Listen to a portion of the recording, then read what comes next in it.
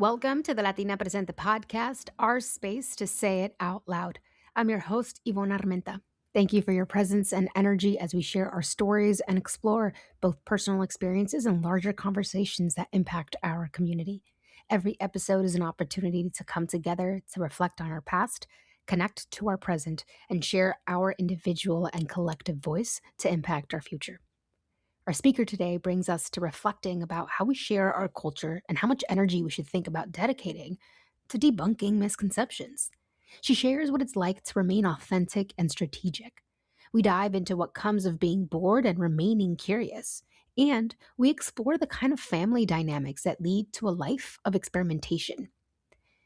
Shivani, founder of Think Brand Forward, brand strategist with over 15 years of experience, is helping early stage women owned businesses gain brand clarity that fuels lasting recognition, meaningful connections, and long term growth. When we begin any of our podcast recordings, I try to more intentionally check in with our speakers because we don't do enough of that on a regular day. We just want to get to work, and no one really knows what the other is going through.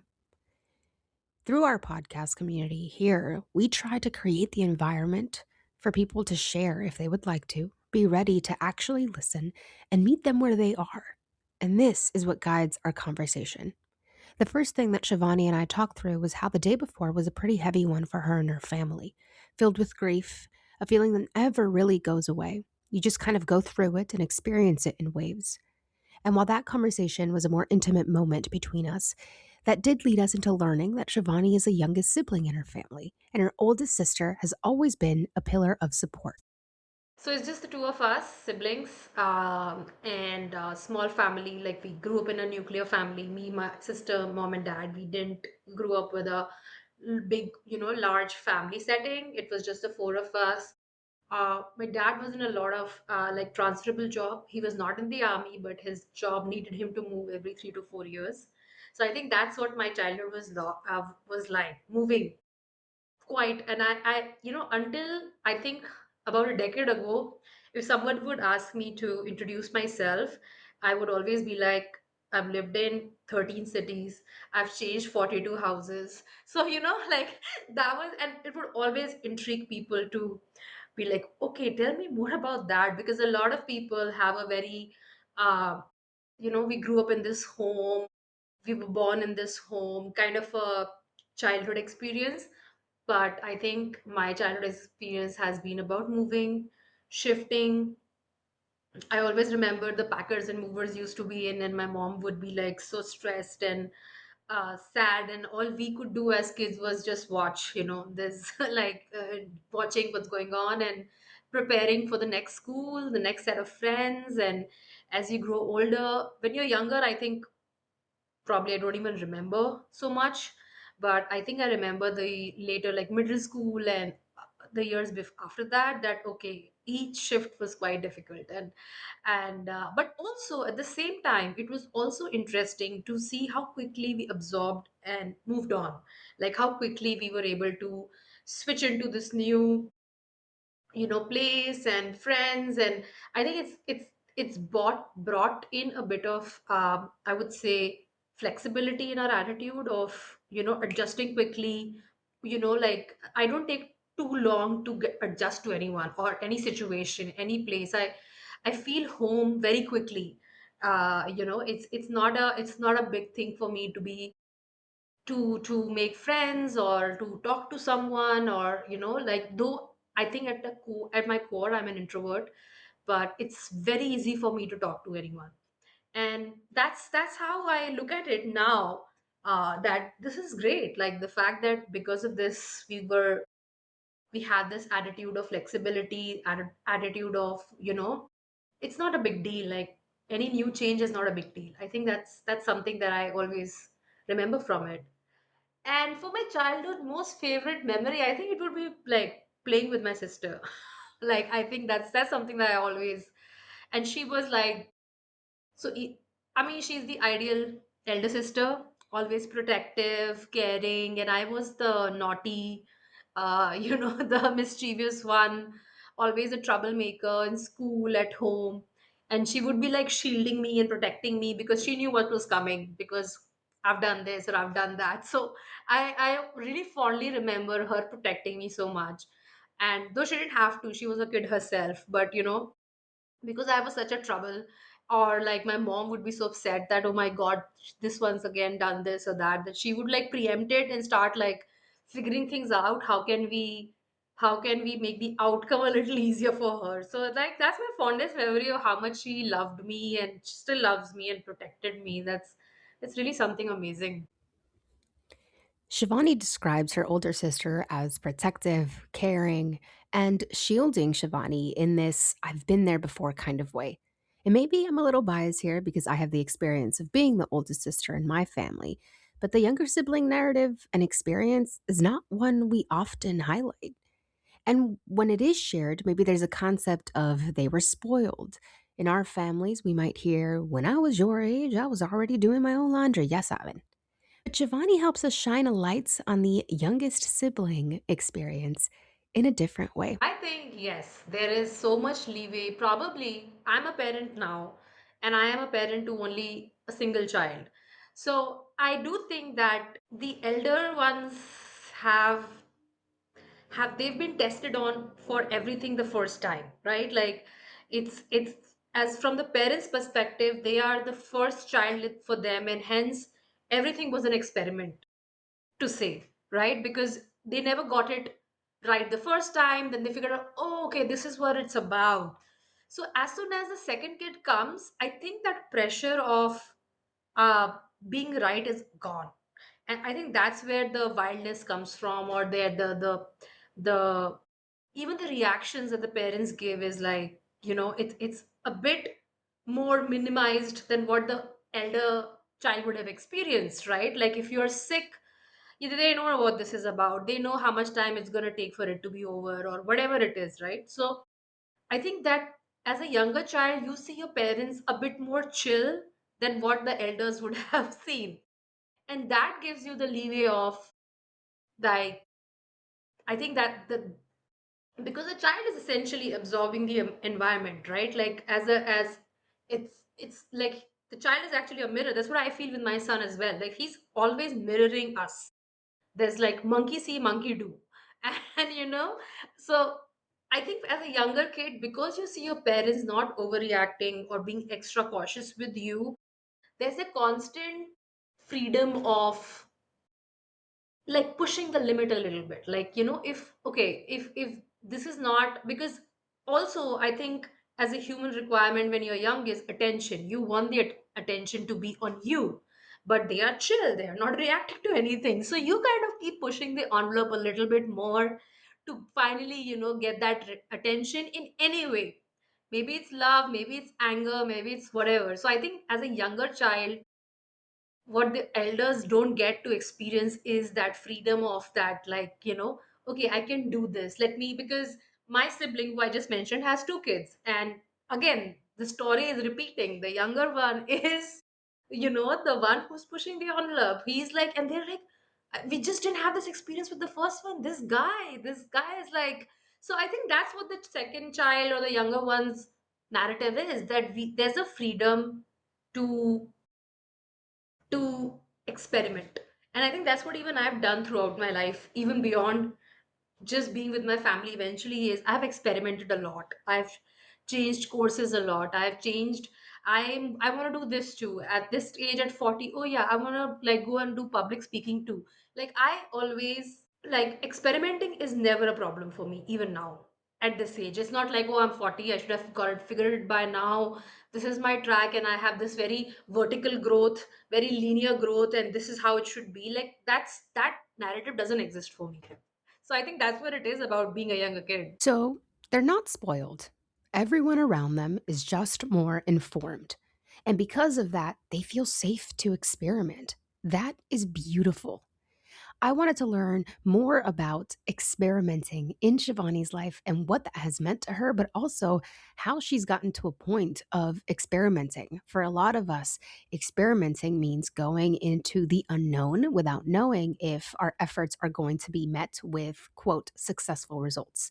So, how did Shivani get comfortable in the experimenting? Yes, family dynamics, being the youngest sibling, likely played a huge role in this, but how did she actually experience experimenting? Yeah, I mean, if I were to look at my journey when I was 16 to now being 40, I think at the age of 16, I was like, you know what? This is where my dad is. This is what the school offers. I don't want to do this. I want to do the other thing, which is like 2,000 miles away. So then I went there by myself, lived alone at age 16, and like figuring life out, had no clue, following a course. I was a student of commerce. Most of my family was a student of science. My parents had no idea what I was doing, but I was like, no, I want to do this. And after I did that, I was like, you know what, commerce is okay, but I think the path ahead of it is a bit more, not very interesting. Like, this is all back in India. So there's a, like, if you're in commerce, you do bachelor's of commerce, you go and become a CA, like that. I'm like, no, that's not interesting enough for me. So I'm like, what else is something which is more vocational? So there were people were doing fashion designing, hotel management. I'm like, yeah, hotel management seems like a good option, let me just try that. I did that for apart from the college education. I worked with a very good chain back in India, and I think I did that total about 8 7 years. And I'm like, you know what? I think I'm kind of done with this. Like, I've seen it all. Like, I'm already bored, and I want to go now and see what else can I do. Oh yes, everybody's doing an MBA. And okay, and what is an MBA? Figured it out, sat for the exams, cleared it, went and got an MBA in marketing. And then after that, I'm like, okay, great. Now that's amazing. And I got picked up in my college campus interviews, worked for marketing for 2 to 3 big firms for some time. And just as soon as I was like, my growth was getting linear and like, the progression, I was like, no, no, no, no, no, no. This is not like, now. And in that duration, and unfortunate miscarriages, all of this, like women, what women go through in their lives, all of that is happening. And eventually I become a mother. So there was obviously that pause and that parallel life that is, something that was happening. And as soon as I became a mother and like stabilized after it, I'm like, no, I don't think I can go back to corporate. That's not happening for me, because I want to do something on my own. And I started my own marketing consultancy, and been doing that for a while now. Now that I've done that for a bit, I've had some clients like, what's next? Like, I really want to know what can I do next, which is gonna keep my spark alive, because I really like this and I don't want to lose that spark. Speaking is something that I'm adding to my skill set, which I think comes a bit naturally to me as well. And I just think that the process is more like, it's about boredom. I really think it's about curiosity, because once you have, because obviously I'm not claiming that I was best in the hotel management sector, or did it all. I didn't, because at some point my curiosity was not getting sparked. And I think I've always led with that, like, what is leading my curiosity, and my process always leans into that. And I think staying curious and being curious is a great asset, because I mean, in terms of podcasting, like, right in the bang in the middle of pandemic, as a new mom, I'm like, okay, it's pandemic, I'm not going back to corporate, what can I do? Oh, let me, like, try my hand in podcasting. This is like 2020, podcasting still wasn't what it was today. So uh so I tried that. So I think I just, that's my process: lean into the curiosity and figure it out. Like, just jump straight in and then figure it out. But staying somewhere the same, and again, I think it ties back to my childhood, because we kept kind of moving, and it kind of ties in, because that was the normal thing, right? Like, we have to move every 3 years, we don't stay in the same place. So so that's how it, I think it all came together for me. What do y'all think about this framing of experimenting of it's about boredom?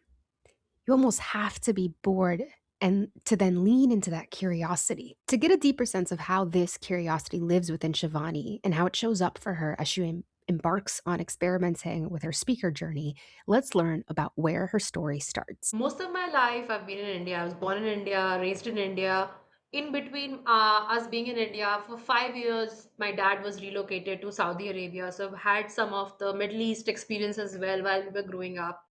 And then after that, I've pretty much been in India. It's only 3 years ago in 2022. My husband, company wanted him to move here, and like they were offering him this thing. And then it was a huge, huge decision to uproot ourselves. And, specifically, have a 3-year-old in tow. And then, it's like you're a bit settled and a bit, even though I think pandemic kind of changed everything for everyone, uh, our baselines changed of what it means to be settled, because it was a scary experience for everyone. And likewise, in India being a very populated country, our all the restrictions and everything that we went through were at a different level than what people experienced it in other parts of the world. And I think that kind of gave us a push to move from a comfort zone, because my sibling lives here in the US. We are in the Bay Area, Silicon Valley.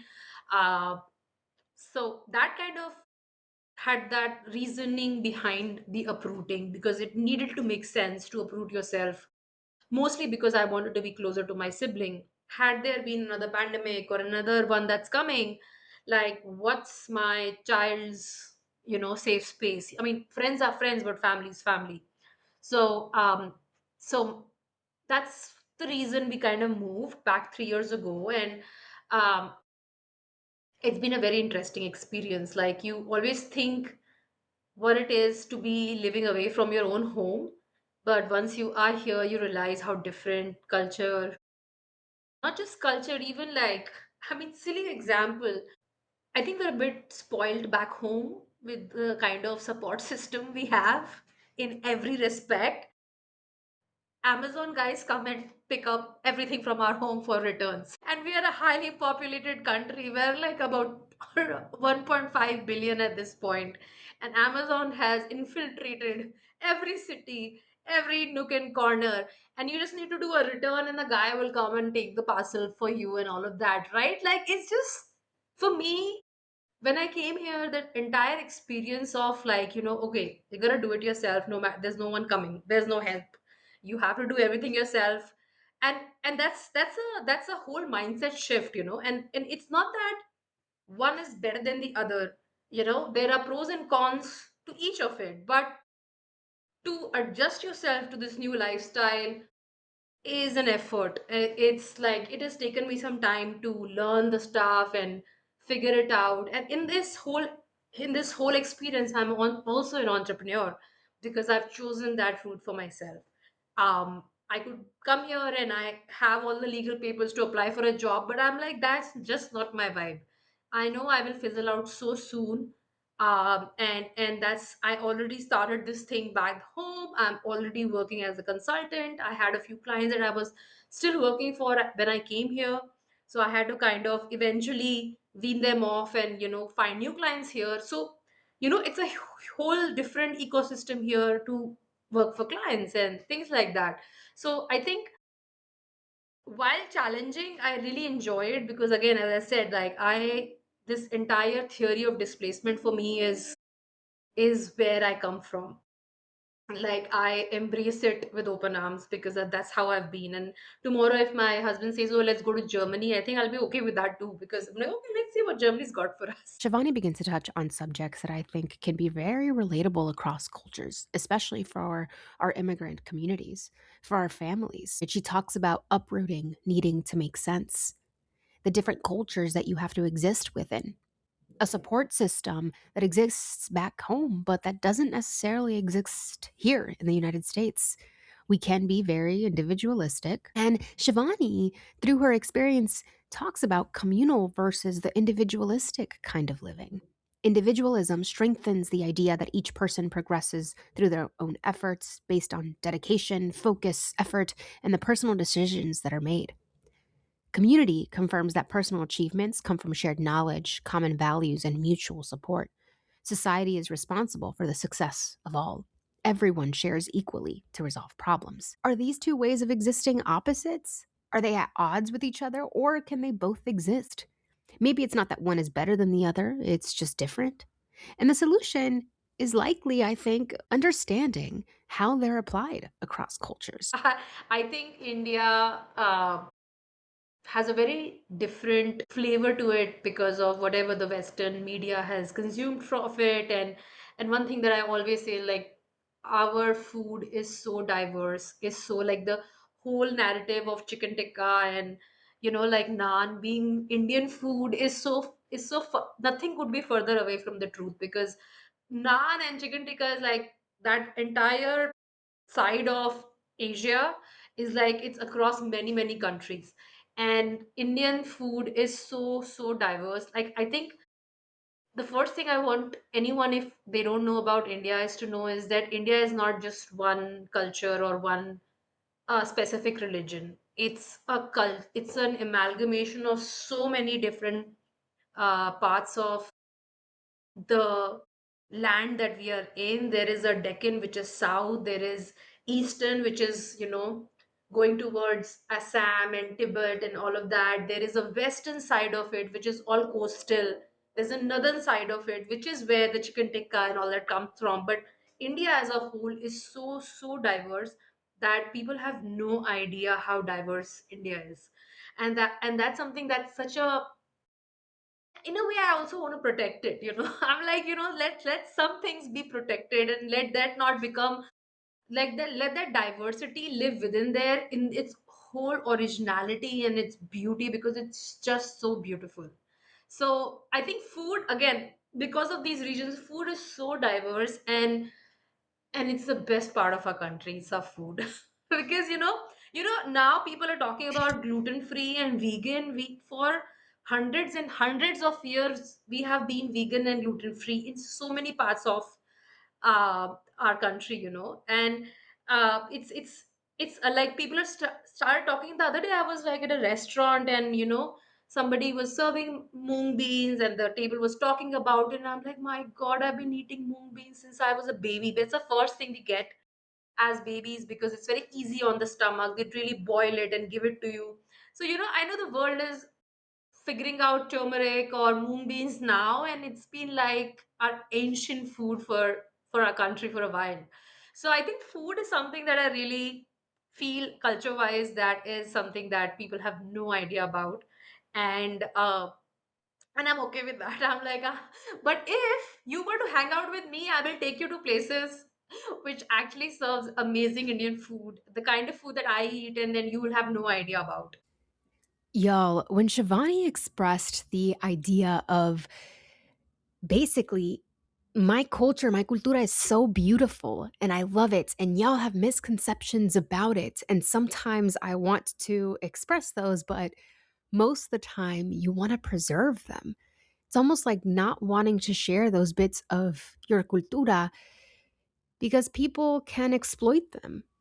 And I think that concept is something worth exploring. We crave a space where we can openly be and express and have more people know about who we are, where we come from, our traditions, our customs, because representation matters. And this conversation with Shivani is making me think about representation matters, but in some ways, so does preservation. Sharing our stories on stages, for example, openly, drawing attention to who we are as people feels like a direct challenge to lack of representation, a direct challenge to y'all see me as this. You see our community as being people that are not, that are less deserving. I'm going to show you why we are. And we do this through our traditions, our stories, and almost humanizing us in some capacity. This conversation with Shivani has really has me thinking about, you know what? You're kind of right. The less people know about your culture, the less of it they can actually colonize, if we're being honest. And it also made me really curious, a lot more curious about her own culture. Keeping this conversation in mind, I said to her, share what you want, share what you can, share what you feel like is still preserving your cultura in the sense of I don't want to share everything with everybody. Like, there's some things people don't got to be involved in. There's some things people don't have to know about. We don't have to explain ourselves to some capacity. So I am from central India, like literally the center of India. There's a state. I'm from there. I was born there. My father eventually, after making us move so much and lived everywhere, has settled back there after his retirement. So that's the central part of the country. It's called Madhya Pradesh, and that's where I'm from. So that's where I was born. And but we moved so much, and I think at 16, when I decided that I wanted to now start moving on my own and not follow my dad's direction, we were all moving in very different directions. Either I was north and they were west, I was west and then they were back in center. So we, like, as a family, like, it's been crazy for us. Me, my sister, and my parents at certain points were in three different locations of India. And thank God for technology. We were all, like, by the time mobile phone was here and we could my mother was very, obviously, she, like a typical Indian mother, was always like the fact that both her girls are out there working and studying. Like, she was so, like, always on the phone waiting for us to update her, and I'm like, you are living so many miles away from me, can you please focus on your life? So it's like, no, I just want to know whether you've reached back home. Like, I'm in some part of the country out for a a dinner, and she's still waiting. So that's how, that's another part of our culture where our mothers are the most beautiful hidden treasure. I think, like, just like mothers everywhere else, like, I think the sense of belonging that they bring to the community, the sense of belonging they bring to every family, it's insane. It's something that I don't think as we're growing up I can do what my mother and my mother-in-law and the other mothers of the older generations have done. Like, how much they bring the community together, how much they did for everybody. And so yeah, I it's insane that we were able to pull away from this kind of a upbringing which is all about staying together. And of course, girls in our country at back then were not given so many wings to fly, right? Like many women in many country. But somehow my parents were the exact opposite in the way they were thinking. They were like, no, our girls are wonderful, confident, and they need to go out and experience life by themselves, right? Like, there are a lot of women who don't get this opportunity back in my country. There are a lot of women who are only, like, their only goal should be to get married and raise a family. But I was very lucky, privileged to be born to parents who were like, no, these girls have to figure their way out, be independent financially and even mentally, right? Like, it's not just that. Sometimes financially independent women are still very dependent on someone else to do things for them. And that is something that our parents really inculcated in us, that you gotta go and learn everything by yourself. Need to know how to drive.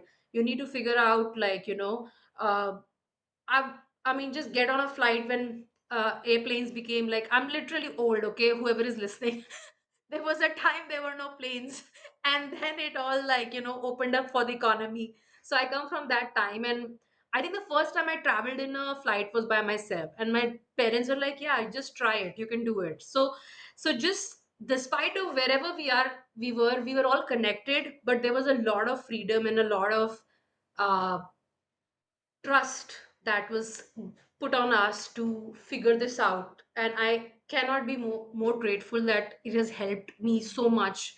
And I'm so independent in every possible way. First of all, I think the idea of mothers that you bring up is such a powerful one. I think the way that you just described being a mom and how they nurture a community and all of that, that could very well be a good metaphor to bring into any of your speeches, right? Yeah. Thinking about the concepts of that and also of having parents that really were kind of different. Like, Yes. because all it takes is for parents to be a little different. Like, my mom, Yeah. 15 years old, she's the youngest of seven, rebel Yeah. too. The youngest are always a Younger one, rebel. right? Yeah. And she, came to this. My grandma said, no, don't go. I don't want you to go. And she's like, no, I'm going to go. So her and her brothers, two of her older brothers came to the States and she started going to high school. And then she started working and, but she was able to build a life here for herself. And I was born into that. I was born into a mom that wasn't as religious as my grandma was, that wasn't as restrictive. Like, my mom let me paint my nails. That's something that, like, my grandma would have never let me do. My Wow. mom let me wear, like, shorter skirts or shorts if I wanted to. Yeah. something my grandma would have been like, nope, you can't do that, right? So she let me cut my hair whenever I wanted to. Like, there were certain. Sometimes I was like, "Mom, you're embarrassing me," because she was a little like I noticed how my aunts were more reserved, more Reserve. conservative, and I was like, Yeah. "Why can't my mom be like that?" Because it Because attracted a lot of attention. But Mhm. looking back, how lucky are we that we had parents that were like just a little different? Because Yes. that's now where we are today. And I want to talk to you a little bit about your entrepreneurship journey because what you talk about is perception on purpose. Oh, and it's so interesting to me too to hear about, your life in India and like the perceptions that people have of that. I want to showcase it, but I don't want people to know too much about it. And it's interesting to me. I'm drawing now the connections between that and what you do for work because what you do is help people be clear enough in their messaging and their branding so that the receivers don't get super overwhelmed with all of the information or too many stories or, all of that kind of stuff. But talk to me about what you believe to be at the core of the work that you do. You know, I always tell this to my clients as well, and I try to practice it myself, is that we are all made of so many stories. And when it's time to reach that audience or be on that stage or talk to that client, what is it that you want them to take out of it, right? Because I'm all I want to all I try to do and tell people is that perception is not accidental. It can be curated, right? Like, I don't want to walk into a room with a client not having like a bit of my end game in mind, which is like, what do I want this person or this audience or this client to actually take away from it? And I made of so many stories. I already told you 50 by now. But if there's one story I want them to take away when they meet me, is that perception is not accidental, and I'm creating a perception with them in that moment by talking about, say for example, I want them to know about my curiosity. I want them to know that I am a curious person. So when I'm meeting them, it's all about them. I'm so inquisitive. I'm asking 100 questions. I might even come across as annoying, but it's the idea that, oh, this person is very interested in me. They want to know about me. They want to understand me more than what I thought that I wanted to share or I wanted to even talk about. Because what it's really doing is it's telling them that I can go in that much depth for you, for your business, for your clients, for your customers. And that's what I want to bring to the table. My curiosity has the end game of depth. And that's what I want to create, that perception that by asking you in this meeting about everything about you, I am creating that perception that, and it's not just perception, it's on purpose, because I am a curious person. I really want to have that deep conversation with you, because surface level doesn't works for me. I literally, my energy will be exhausted if I hate going to parties because I have to do small talk. you know I My husband has to go to so many events by himself because I am already socially checked out for this week. I can't, I'm sorry, I just can't. So it's, if there was like a coffee date with someone who's like, hey, can you meet, I would be so interested to go and sit for an hour or two and just talk about everything that you've had this week, or what's the depth of our conversation. So I think my entrepreneurship entirely has been about that. When I was in corporate, while I was doing many things, I felt everything was very surface level. Everything kind of touched, but I was never given the opportunity to go deep and do the real deep work that I wanted to do. And entrepreneurship, while it came about with my curiosity of what it is, and I don't think I have it all. And I'm still discovering so many new facets for of my own journey every day. But like, one thing that remains is my curiosity and my need to understand things with depth. And I that's when I go on stage, I am immediately able to connect with a lot of people, because I think it is that passion which comes through because of it, right? Like, I want you to know that you can also have that for yourself. You can also create that perception for yourself if you really are aligned with your purpose. and and that's what I want to bring to people who are listening to me, or even if they're not listening to me like this, like just having a conversation, they will be like, they will leave with the fact that this person is very curious, this person really has so much to talk about, but also so inquisitive to know about you. So I think that's, if I don't know if I've answered your question, but I really think that to marry each other, my entrepreneurship and my life, both have been about that. Yes, and I'm seeing that thread. That is, I think it's very impactful to add that to a talk, or to, like, so often, I think I mentioned this to you before, we try to be like, okay, let me share some facts or statistics about branding and like about all these Yeah, yeah, things. yeah. But the very things that make your story so impactful is curiosity, right? But like not just saying, "Hey, I'm curious," is being Yeah. like, I moved a lot when I was younger, and now I look for every time that I'm somewhere, I start to lose my sparkle. I go and I love experimenting, and this is probably why. And like that lets people know that your story is one of curiosity, is one of experimenting, because of where you came from and how you grew up. And that adds depth to the work that you do. There's this whole buzzword everywhere around authenticity, how to be your authentic self, and like all these things. How do you balance perception on purpose, which is a strategy, and Yes. can strategy also be authentic? So interesting. I hear you completely on the overuse of the word authenticity, that the word authenticity itself is losing its authenticity. So I hear you completely. And but I am also equally happy that everyone's leaning into it, because I think we're coming in an era where that people are being unapologetically themselves. They are showing up as who they are, and we just need that more in today's world. And I'm so happy that even if it's under an overused word, but people are coming up and sharing their stories, whether everything that we see with the invent of internet and social media.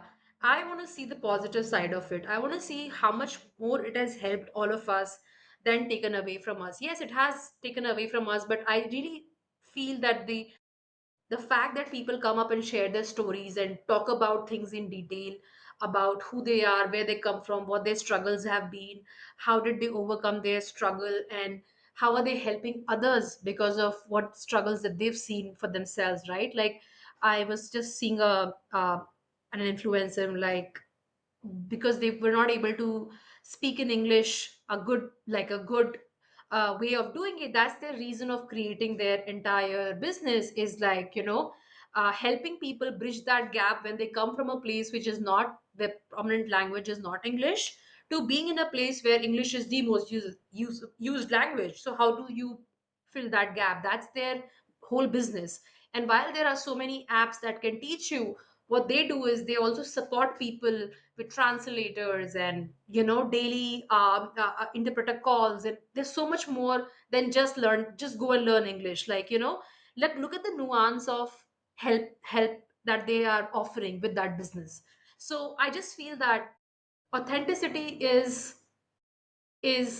in action. It's not just a concept, it's in action. My struggle of X has led me to this place where I am doing Y and Z. So I just feel that I am authentic is just a statement. In action, in verb, how are you translating that for someone or for yourself, in fact, even for yourself, right? Like, so I just feel that authenticity is important, but it also needs to show up in action in whichever domain that you are trying to create for yourself.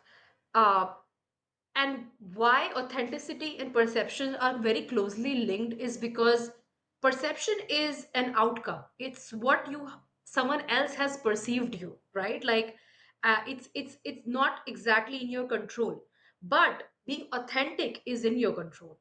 And why having authenticity very closely integrated with your purpose will get you the correct perception out there is the most important thing. So I'm so glad you brought this up, because For example, this particular person who I'm talking about as a translator service and as a support system for people who come from areas who don't have English as their first language. That person is aligning their struggle, which is their authentic story, to a purpose, which is helping people or helping people from my region. And now, because of these two coming together, like for example, as an outsider, I am perceiving this person to be my I want to meet this person, and I want to understand how they help people. I want to understand what their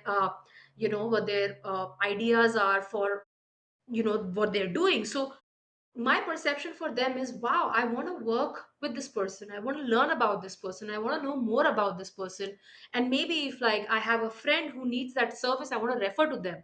I want to give their details to this person. So I just think authentic storytelling, when aligned with purpose, and your purpose could be many things, but helping others is, I think, one of the most biggest purpose that people can carry with them.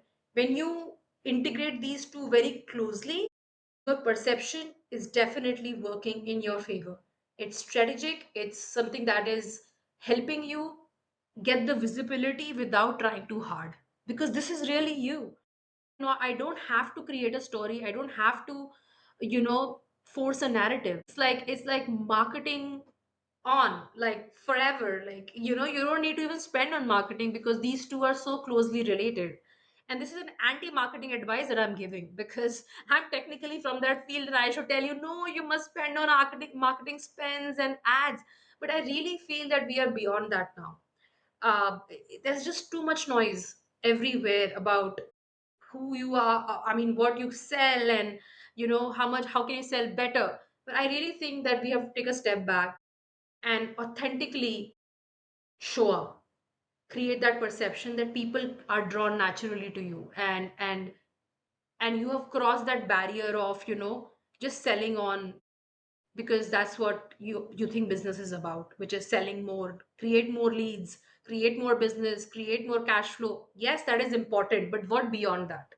So I think that's where I'm coming from, and that's how I think it can be so strategic in your own business.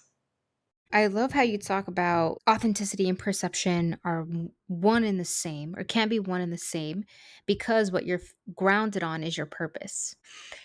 With all of the competing messages that we receive all of the time, Yeah. how can someone establish what their actual true purpose is? I love that question, and I really want to tell you that the first quick answer to that is, you are allowed to follow as many purposes or as many passions that you want to. We all have one life, and if you are the kind of person who has that fire and that ability to do many things, we're conditioned into thinking linearly. We are conditioned into thinking that we have to follow this one purpose, this one passion, be known for it, and only then, because the thing is, we are conditioned to look at success in a certain way.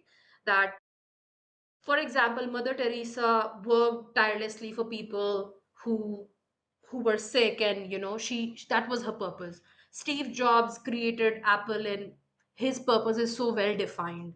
And we are conditioned into thinking that if not this, then everything else is just you know lukewarm.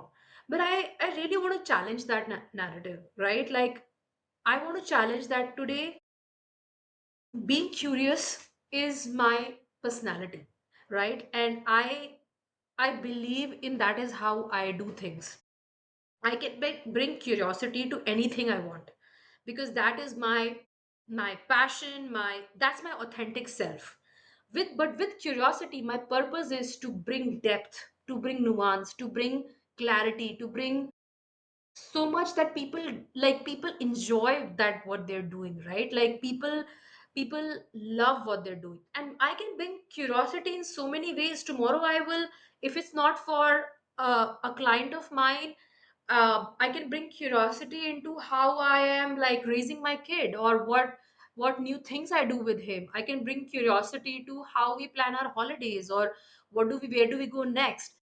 Like, my authentic self of curiosity can have so many flavors, and I will not be defined by the outcome of what the world wants me to show them, right? That my authentic self, my curious level, my curious personality has to give the world an answer on what my final outcome is.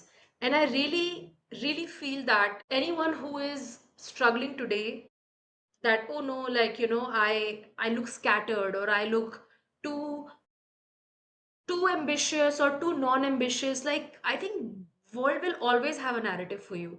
And it's, what is your calling, you will, I think, if we take away all these social conditioning from our head, like, I have to be the next Steve Jobs, I need to create the next Apple, I need to cure cancer. If you take away this pressure from yourself, your true authentic self will shine, and it will attract all the right kind of people, opportunities, success, like whatever, however you define success for yourself.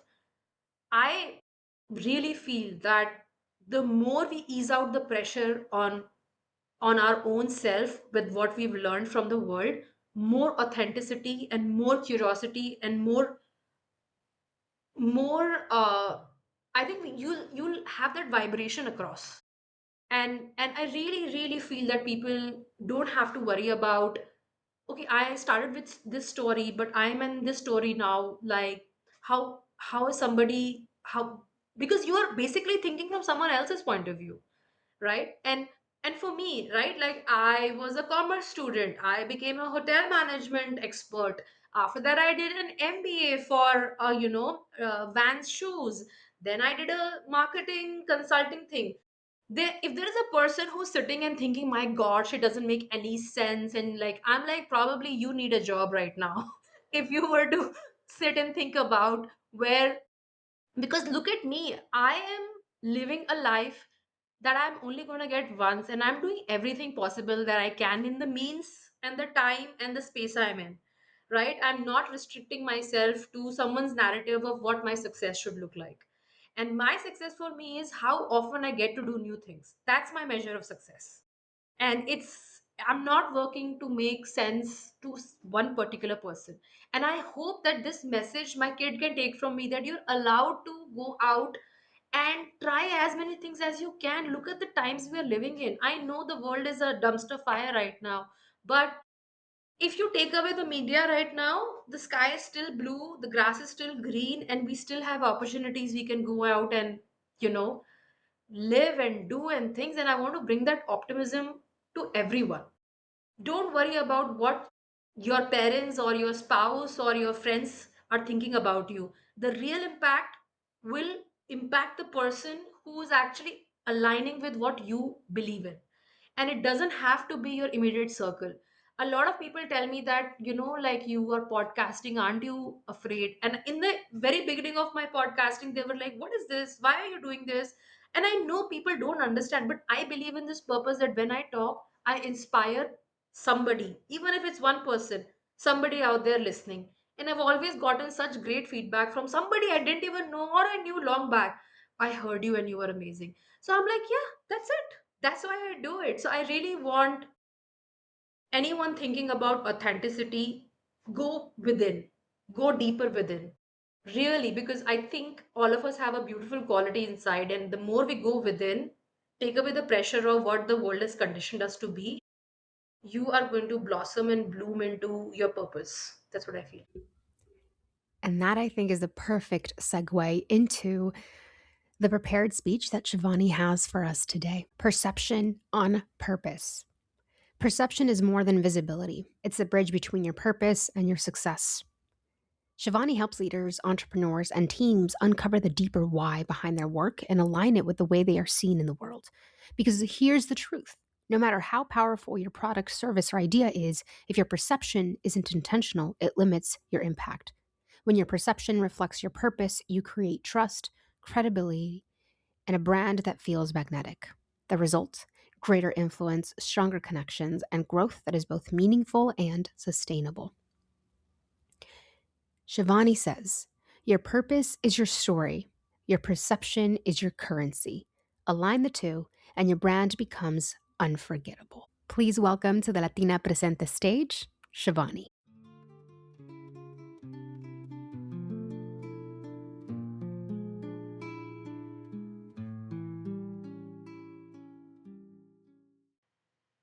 Hello, everyone. My name is Shivani, and I am a brand strategist and a keynote speaker who is deeply passionate about one thing: how perception shapes everything about your business and your brand. Now, let me ask you this: when people think about you, your business, what comes to mind? Because whether you realize it or not, that perception is your most valuable currency. It's that impression, that ongoing story, and what people see, that's ultimately the belief people hold about you and why you matter. So here's where it goes a little bit more deeper. This is what I call perception on purpose, because it's not about how people see you, it's about aligning that perception with the very reason you started this journey in the first place, which is your purpose. So I often see entrepreneurs and leaders chase trends, mimics, competitors, lead generation, get lost in that noise of what works. But the truth is, when you dig deep into your purpose, why you do what you do, and build your brand around that, your perception suddenly shifts. Everything shifts. Your story becomes clearer. Your message becomes magnetic. Your audience feels the authenticity, and it creates trust. It creates loyalty. It creates impact. So, here is my promise: when you embrace perception on purpose, you don't just grow a brand, you build an identity that is aligned, meaningful, and unforgettable. And that's what I want the audiences to leave with. I help them unlocking this part, which is the clarity and the confidence to shape their perception intentionally by engineering it, because it can then reflect the purpose they stand for. If there's one takeaway that I want everyone to have from this, is that perception is not accidental. It can be designed, and it is the most important currency sitting between you and your goals, so that you become unstoppable. Thank you. Shivani is a brand architect, and she is available to speak at your next event or to your community. Her most popular topics include brand first marketing, perception over lead gen, founder energy, and how that leads to brand identity, neuromarketing for small businesses, storytelling that builds authority, and purpose led brand building. If you'd like to bring Shivani to your next event or community and hire her to speak, you can find all of that information in the description of this podcast episode. Thank you so much for being here, y nos vemos a la próxima.